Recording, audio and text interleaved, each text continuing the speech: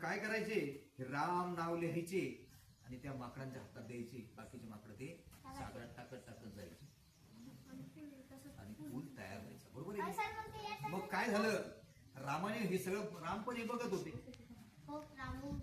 रामाने बघितलं, बाबा माझं नाव लिहिलं, तो दगडात पाण्यात पूल दगड टाकला की तो तरंगतो.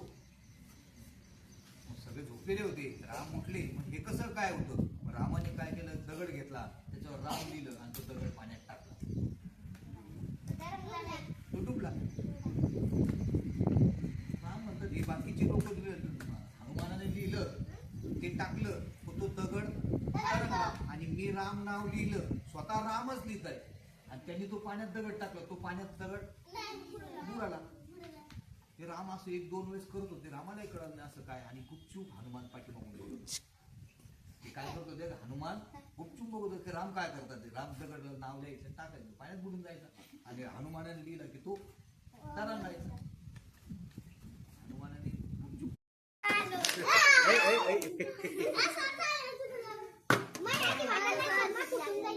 नाही, जास्त वर जास्त वर